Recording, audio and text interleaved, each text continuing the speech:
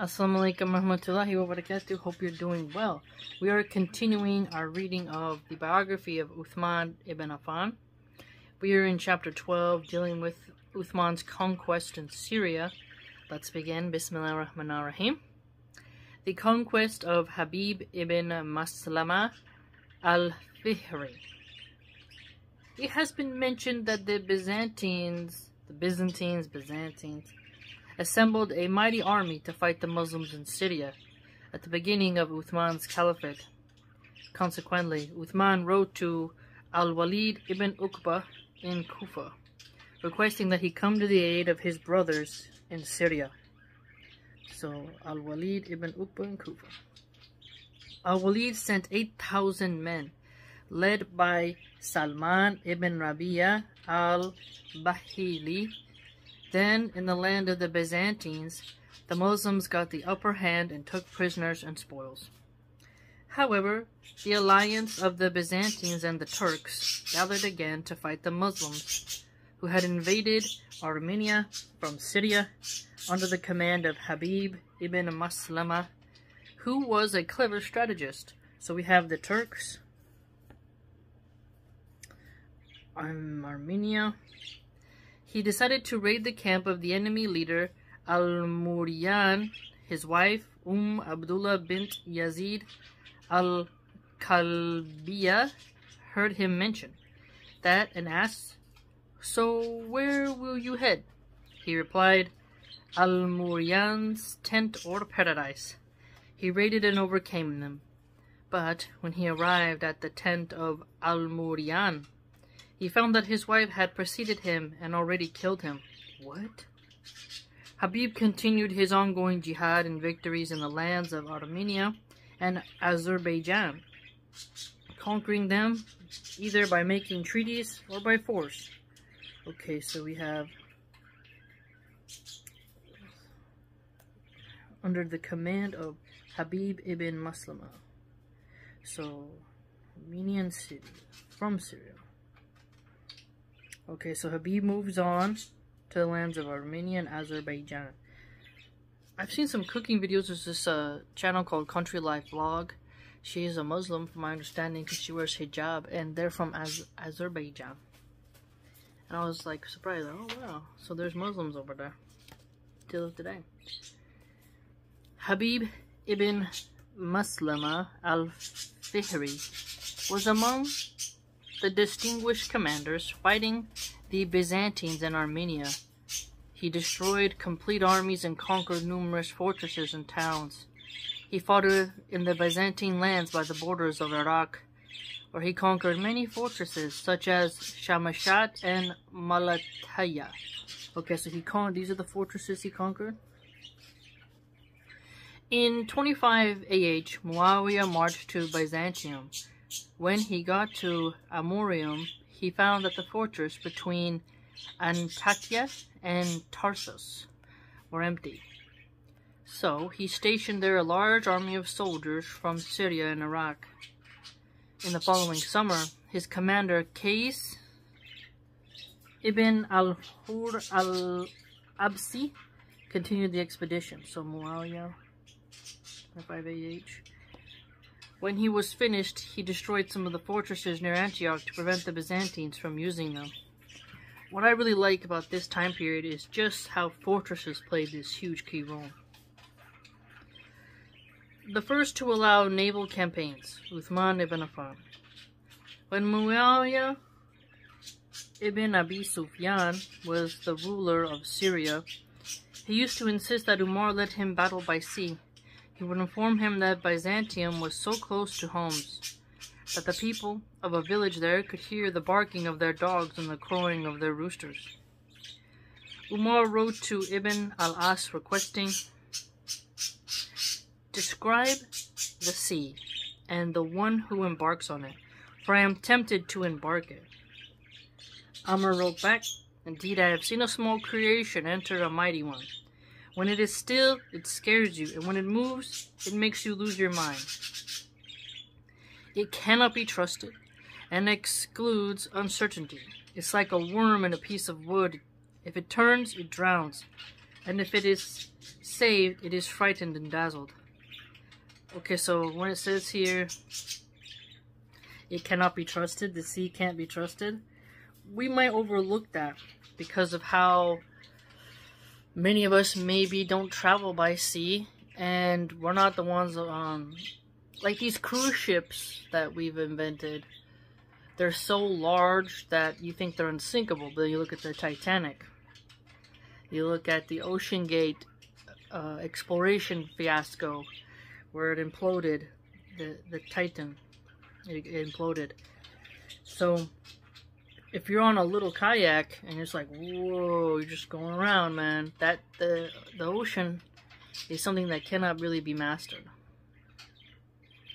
And I have seen a few videos where even a big ship, the waves are like, they go down and up and then crashing on them, and it's really intense.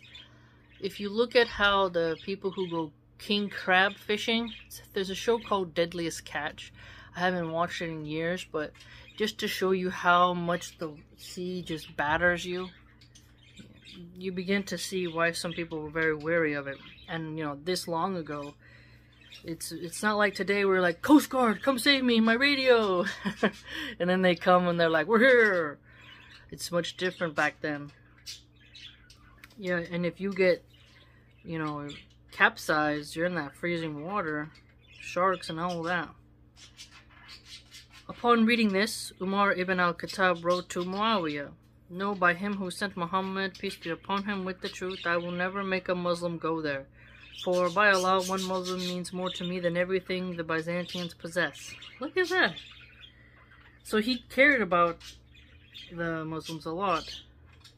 And then if you look at how Britain, they really had a strong navy for a while. And you just see how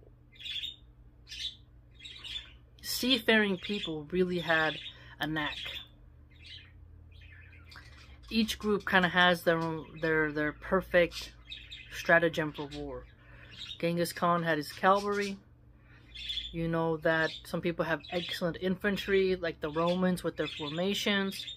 You have lots of the Vikings with how they traveled. You had the Aztecs who would climb into the trees and then jump down on you, put arrows on you, camouflage. You have a lot of that. So each group, each civilization has their uniqueness. But to venture off into the sea, you know, that's a tough one. Especially if you're not naturally a seafaring people, you're desert people, you know.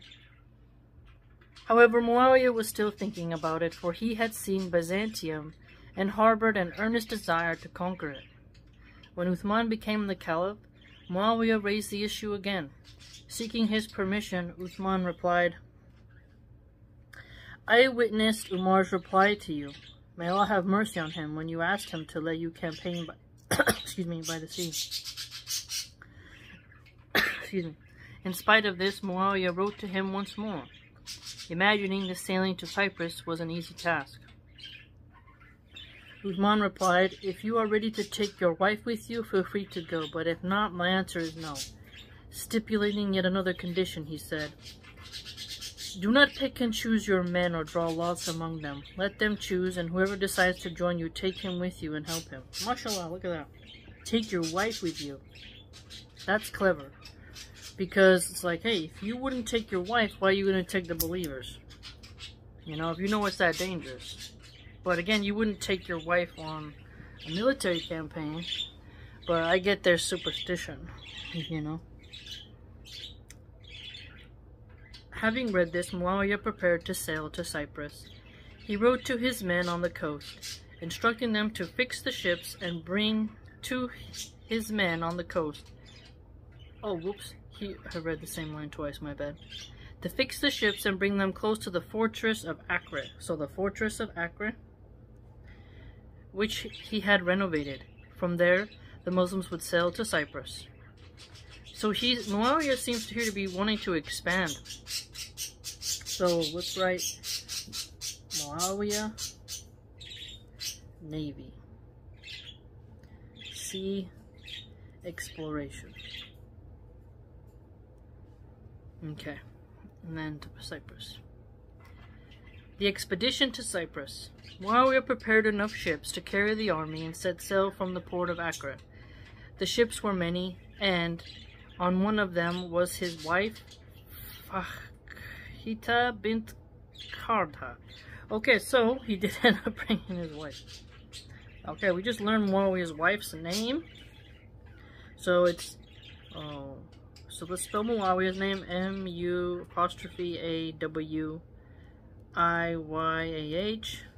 apostrophe Muawiyah's wife.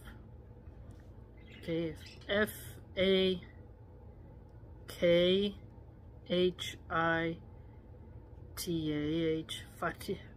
Fakhita.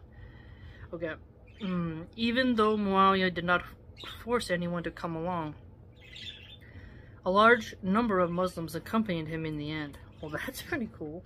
I mean, it is exciting, you know. There's a lot of bounty in the ocean.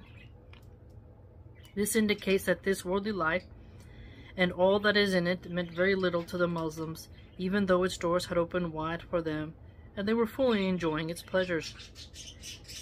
They strongly believed that jihad in the cause of Allah was the only way to earn His pleasure, and that if they fell short in their duty and neglected this obligation, Allah would withhold His aid for them in this world and deny them His acceptance in the next, which would truly be an evident loss. For this reason they hurried to join Muawiyah and raced each other to board the ships. This took place after the winter of 28 AH 649 CE.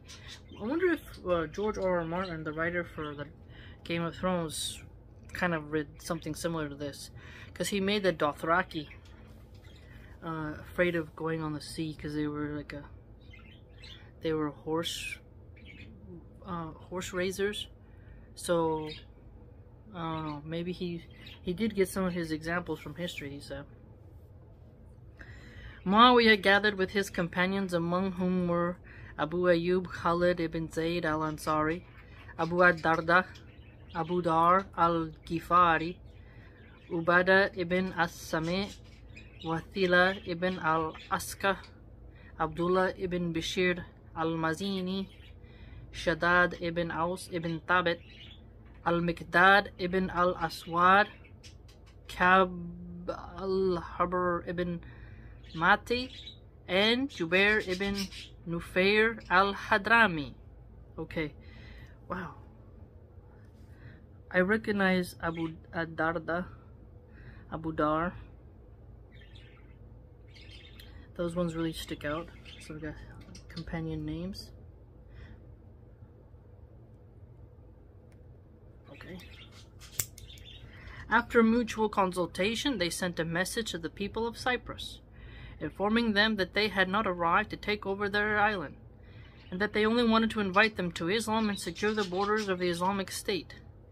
The Byzantines used Cyprus as a resting place during their campaigns, resupplying themselves there when they ran short of provisions. Okay. Cyprus.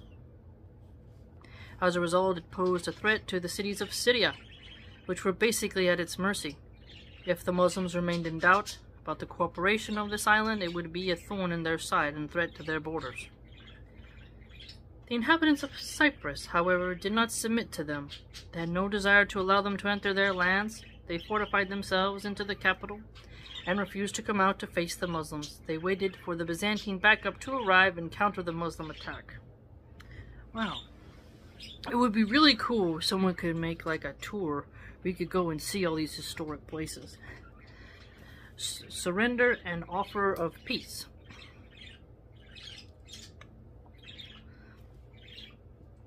The Muslims besieged the capital, Constantinople.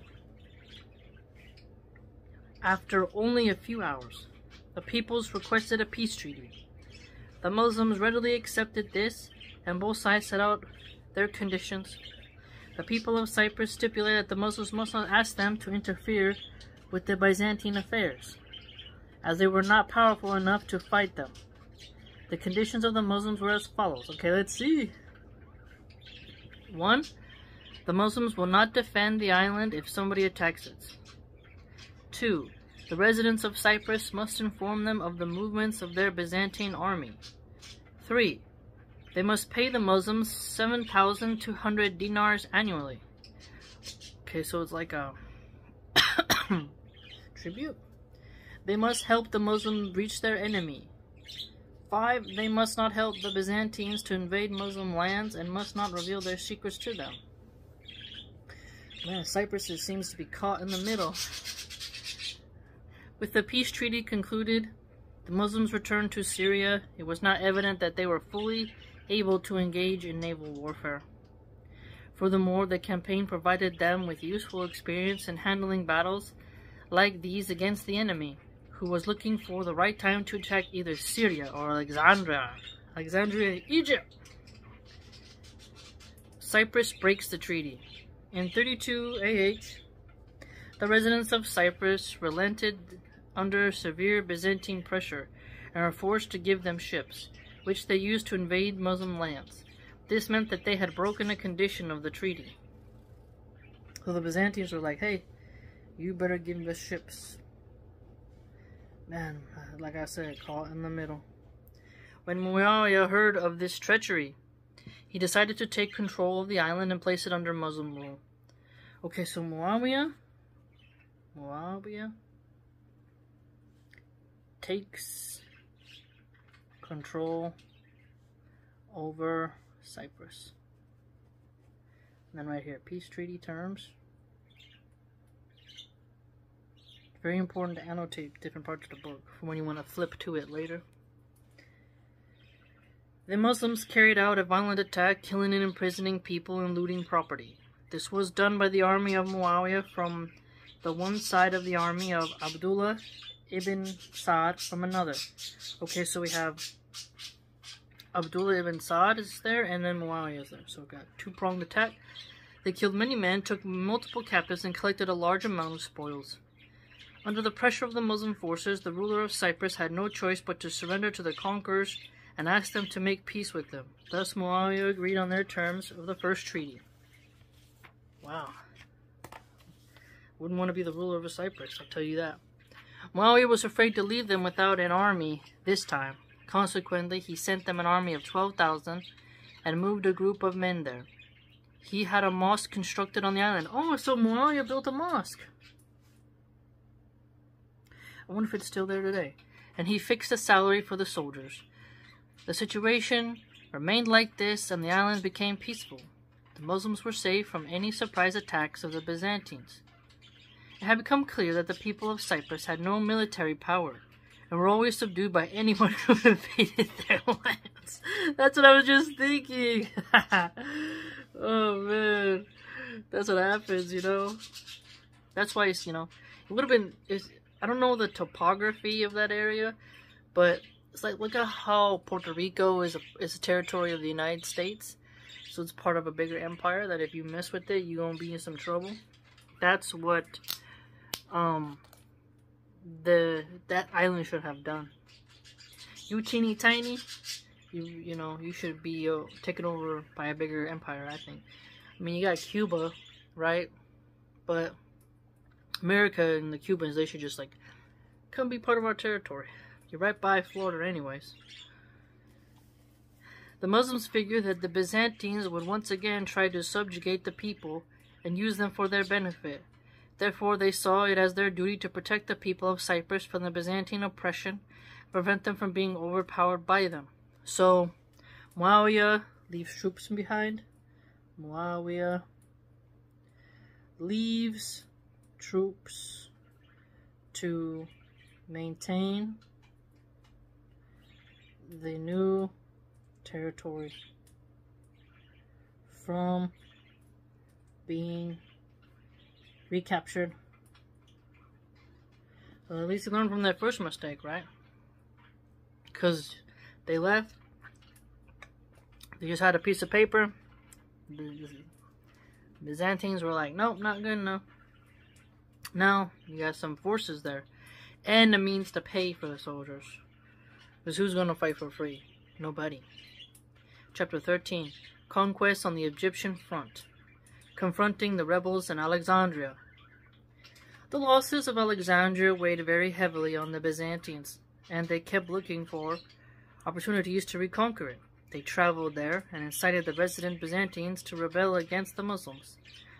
They believed that the loss of Alexandria meant they could never settle down in their lands. Well, everybody wants Alexandria, you know. The Greeks, the Macedonians, the Romans, everybody want it. The Byzantine incitement worked well on the residents of Alexandria, who answered the call and wrote to Constantine, the son of Heraclius. Constantine wrote to son of Heraclius, informing him of the small number of the Muslims in the city and how the Byzantines of Alexandria lived in humiliation. Uthman had dismissed Amr ibn al-As from his post in Egypt and had appointed Abdullah ibn Sa'd ibn Abi Assar as the new governor. Okay, so Amr ibn al-As was a governor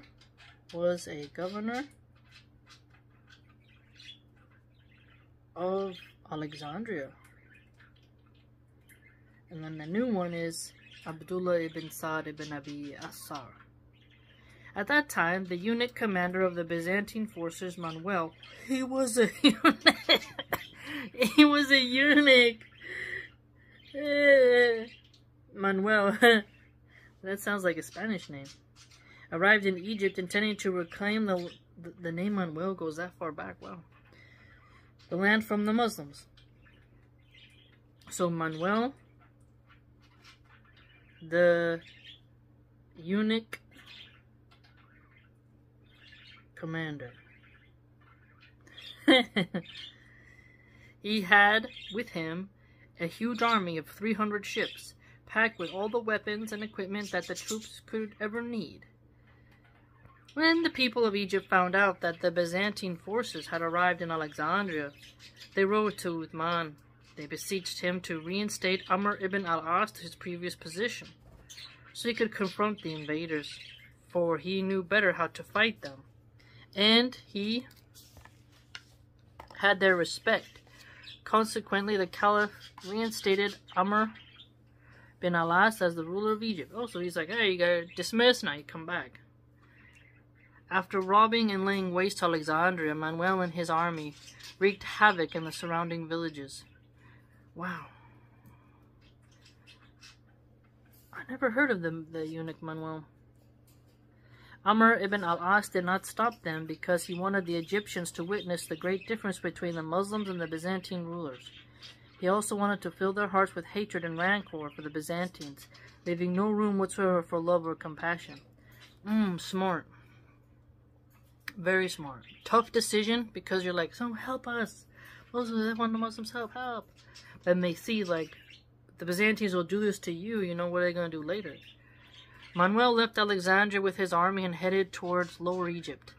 Again, neither Amr nor anyone else set out to stop him. Some of Amr's companions were unsure about this policy, but Amr remained firm upon his opinion and deemed it best to let them march towards him. He had no doubt that they would rob the Egyptians and commit other atrocities that would make the Egyptians hate them. So let the people witness let the people witness.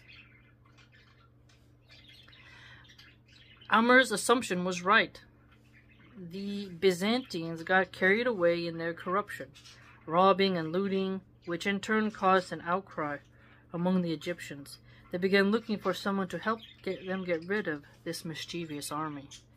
Hence, when the Muslims finally set out to confront the Byzantines, the Egyptians actually helped them. Perfect. See that? Strategy.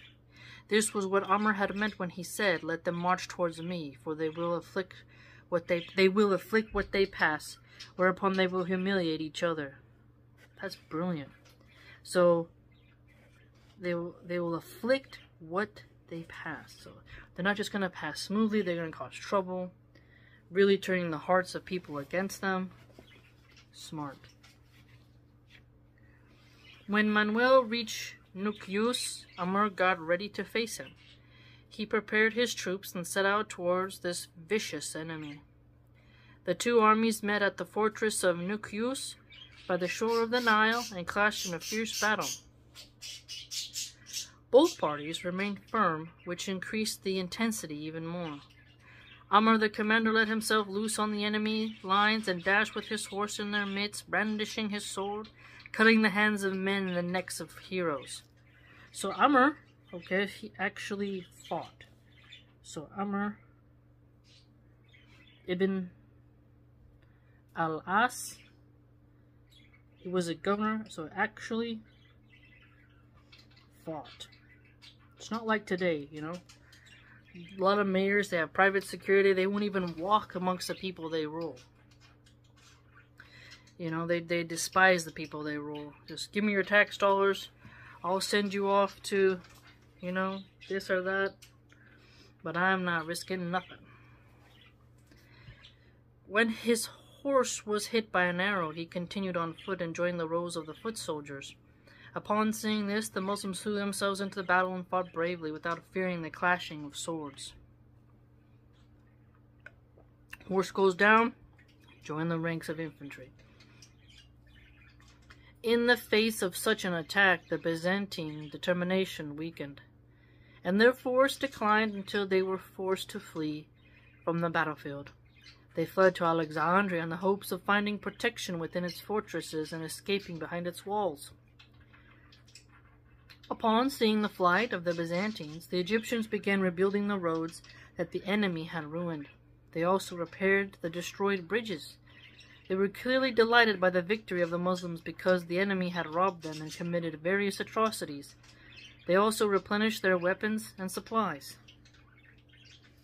That's interesting.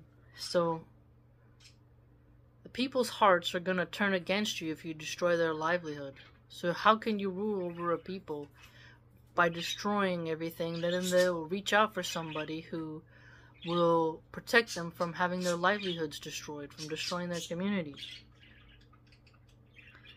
When Amr reached Alexandria, he erected the catapults and began shooting at the walls of the fortress. Oh, so catapults? Until they became very weak. Another fortress. He kept on striking until the enemy weakened. Finally, the walls crumbled and the city was thrown open. Look at that. Can you imagine? The Muslims marched in, killing the Byzantine fighters with their swords and capturing their women and children. Those who survived fled to the ships on which they could escape and returned to their lands. Among the slain was Manuel. The Muslims only stopped killing and capturing when Amr ordered them to do so. This was when they had reached the city center and there was no more resistance. Okay, so the eunuch Manuel, he's kaput. Blah. He's gone. And siege warfare. Siege warfare. Fortresses. Next, Amr ordered that a mosque be built where the fighting had stopped. That's beautiful. I hope it's still there today. He named it the Mosque of Mercy. The venerable capital became stable once again, and peace and tranquility returned to the hearts of the Egyptians. Those who had fled from the terrifying onslaught of the Byzantines returned home. Among them was Benjamin, the general of the Copts. Okay, so we have the Coptics. He asked Amr not to treat the Copts badly since they had not broken their treaty or neglected their duties. He also asked him to refrain from making peace with the Byzantines and to bury him in the church of Uthman when he died. Well, that's an interesting request. The Egyptians came from all directions to thank Amr for saving them from the Byzantine oppression. They also thanked him to return the wealth and animals that the enemy had taken from them. They announced their allegiance and obedience and said, "The Byzantines took our animals and wealth, and we did not go against you, but remained obedient. Amr told them to prove their claims, and he returned the possessions to those who were able to convincingly prove their case. Amr took down the walls of Alexandria in 25 AH, and every corner of the city became a safe place in which to live. Having no walls around it did not compromise the safety. The northern and the southern sides were under Muslims' control. The western side was secured by Amr ibn al-As, who conquered Cyrenaica, Zuwala, and western Tripoli. He struck a peace deal with them in return for the jizya, which they voluntarily agreed to pay. So here we see these three locations paid the jizya. And I don't see what's so wrong about the jizya, because America, you want our protection, you want to be an ally, you got to give us certain discounts in trade, you know, there's got to be some benefit, you know. The conquest of Nubia. Amr ibn al-As had begun the conquest of Nubia with the permission of the previous Caliph. Umar, however, the Muslims were not trained for the war they came to face. The enemy would shoot arrows at the eyes of the Muslim soldiers, and 150 eyes were lost in the first battle. What? Brutal. Eyes. Oh, can you imagine? Oh.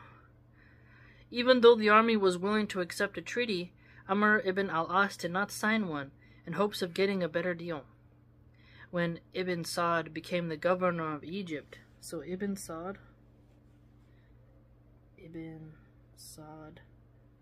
governor of Egypt, he launched a campaign to Nubia in 31 AH. The Nubians fought fiercely, and many Muslims lost their eyes on that day. A poet of theirs said, "No eye has seen a day like that of Dongola. The horses galloped ahead in full armor." When the Nubians asked Abdullah ibn Sa'd for a truce, they made it, and it lasted for 6 centuries. He also made a deal with them which guaranteed their independence and ensured that their southern borders could be trusted. It stipulated that Nubia would be open for trade, and that a number of slaves would be received to serve the Islamic State. Okay, so trade. Okay. After that, the Muslims mingled frequently with the people of Nubia and the Beja, and many of them embraced Islam. Wow. Imagine you tour Nubia and you just see where some of these battles took place. Oof, so there's a lot of eyeballs gone. The conquest of North Africa. One of the reasons why Amr ibn al-As launched an expedition to Cyrenaica, Tripoli, and other regions of Libya was his desire to conquer the land and enlighten these regions that had been darkened by idol worship, by fear of the Byzantines. Regarding the campaign of Abdullah ibn Sa'd to North Africa, Dr. Salim Mustafa comments, in 26 AH 646 CE, Amr ibn al-As was dismissed from the governorship of Egypt. He was replaced by Abdullah ibn Sa'd, who would send horse cavalry to the border regions of the north, and they used to do in the time of Amr ibn al-As, who would attack the enemy and collect the spoils. Interesting. So, Amr ibn al-As, Abdullah ibn Sa'd. These cavalries headed to North Africa, meaning Tunisia, as a preliminary step towards conquering it and getting acquainted with the situation therein. Thus, these cavalries were like military intelligence and the vanguard of the army, who would proceed to spy on the enemy. When Abdullah ibn Sa'd had gathered enough information on the imports and exports of North Africa, along with its strength, supplies, and strategic position, he wrote to Uthman ibn Affan and informed him of these important statistics. he sought permission to conquer the land, and permission was granted to him. So look at that. So he was fully researching that. So Tunisia, looking at everything, like, okay, where are they at? What do they got? Boom. And I like that they're asking. Dr. Saleh Mustafa explains, when Abdullah ibn Sa'd sought Uthman's permission to conquer North Africa, Uthman assembled the companions and sought their counsel. The majority declared that it should be conquered. However, Abul Awar Sa'id ibn Zayd adhered to the opinion of Umar ibn al-Khattab that no Muslim should ever launch a campaign in North Africa. Once a majority of the companions had agreed to it, Uthman called for jihad. Medina, the capital of the Islamic Caliphate, prepared to recruit and equip volunteers and send them to Egypt, from whence they would campaign for North Africa under the leadership of Abdullah ibn Sa'd. Why? Why should they not go to North Africa? Is it because of like the heat? It's too far away? What is it? I'm wondering. People's concern for this campaign was evident, for it was joined by some of the senior companions, the best of the Prophet's household, and the most virtuous of the Muhajirin and Ansar. Wow, look at that. Wow. So senior companions, people of the Ahlul Bayt, Mujahirin and Ansar. So maybe they were nervous about, like, what if we lose these people? We're going to be in some trouble. People like Al-Hassan, Al-Hussein, Ibn Abbas, and Ibn Jafar, among others, signed up. Would you look at that? Look at that. 600 men came from the tribe of Mihra alone. Wow. 700 from Gunt, and the same amount from Maidan. Once it was dark and everything was ready, Uthman addressed them and encouraged them with regard to the jihad, saying, I have made Al-Harith ibn al-Hakam your commander, until you come to Abdullah ibn Sa'd, who will thereupon take the lead. God be with you. Wow. So we have Al-Harith ibn al-Hakam. It is said that Uthman aided this campaign through 1,000 camels which carried the wheat. So Uthman buys or gives 1,000 camels. That's a lot of camels. When the army arrived in Egypt, it was joined by the troops of Abdullah ibn Sa'd, under whose leadership the army of 20,000 troops proceeded from Fustat across the Egyptian-Libyan border. Having reached Cyrenaica, they were joined by Uqba ibn Nafi al-Fihri and the Muslims who were with him. The Muslim army experienced no difficulty in passing through Cyrenaica because it had abided by the rules that were set in its treaty with the Muslims in the time of Amr ibn al-As, to the extent that there was no need to send anyone to collect the land tax from them, as they would send it to Egypt on time. Would you look at that? So Al-Harith ibn al-Hakam, Abdullah ibn Sa'd, Uqba ibn Nafi al-Fihri. This is how that blessed campaign proceeded towards North Africa after the troops of Uqba ibn Nafi had joined them. In spite of this, the commander of the army, Abdullah ibn Sa'd, kept sending his scouts and spies in all directions to explore and secure the roads and to observe and record enemy movements, lest they fall into a trap or become ambushed unawares. So securing the roads, really sending out people to be like, let's scope it down. As a result, they spotted a number of warship units belonging to the Roman Empire, anchored near the coast of Libya, near the city of Tripoli. It did not take long for everything in these ships to become spoils for the Muslims. Over 100 crew members were also taken captive. This is regarded as the first truly valuable set of spoils gained by the Muslims on their way to conquer North Africa. Okay, so warship units of the Roman Empire anchored near the coast of Libya near the city of Tripoli. Valuable set of spoils from the North Africa campaign. Abdullah ibn Sa'd continued marching towards North Africa and kept sending his scouts and spies in all directions until his army safely reached the city of Sbetla. This is where the armies met.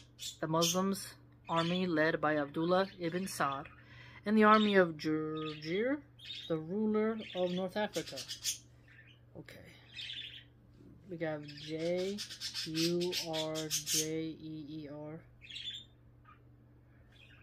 which comprised approximately 120,000 troops. Wow. An exchange of letters took place between the two leaders. When Jurjir was informed about Islam, he was invited to embrace it and given the choice to either submit to Allah's command or to pay the jizya and live under the rule of Islam. He, however, rejected all the offers and remained arrogant with his troops. Thus a battle broke out between the two armies and continued fiercely for some days. So we have Abdullah ibn Sa'd versus Jurjir. The news of North Africa did not reach Uthman anymore. He sent them Abdullah ibn Zubair with a group of people to find out what was happening. He hastened his travel, and when he arrived, the resident Muslims raised their voices and declared the greatness of Allah. Jurjir asked what was happening and was told that an army had arrived for the Muslims. This unnerved him greatly. Abdullah ibn Zubair and Abdullah ibn Sa'd formulated a strategy. Let's see. The next day, Abdullah ibn Zubair stationed all the brave Muslim fighters in their tents with their horses and saddled and ready. The rest went and fought the Byzantines fiercely until midday. When the prayer call was heard, the Byzantines got ready to leave as usual. However, Ibn Zubair did not allow that and incited them to fight until they had become tired. Only after that did the Muslims leave. Both parties dropped their weapons and armors and fell to the ground exhausted. I couldn't imagine. At this moment, Abdullah ibn Zubair took the knights who had been resting and attacked the Byzantines. They had no idea what was happening until the Muslims were already in their midst, attacking them as a united body and declaring the greatness of Allah. The Byzantines had no chance to put on their armor before the Muslims had ambushed them. Jurjir was killed by Ibn Zubair. The Byzantines were defeated, suffering great casualties, and the daughter of Jurjir was taken captive. It's like you're a leader. In those times, like, your family was gonna feel the consequences. Unlike today, it's like the elites who send your kids off to war, their kids will be going to the best schools, best health insurance, have large inheritances. They will not be around crime. They risk nothing. They're living high because their family became rich off of the sucking off the tax dollars of the people. Your kids can't afford healthcare. Your kids can't afford food. But the rich elites, the politicians, all their kids are living the high life. Your kid dies in war that the politicians sent your kid to go fight for, while their kid is, at Yale having tea with other rich kids. But here you can see in the past, if you were a leader and you lost, your family felt it. It was a different system. At least that system has a bit more honor. We'll pause here because it's about me. I gotta do nap time for the little one. They're back from their walk-in, so it's her nap time. This was an action-packed section. I really enjoyed it.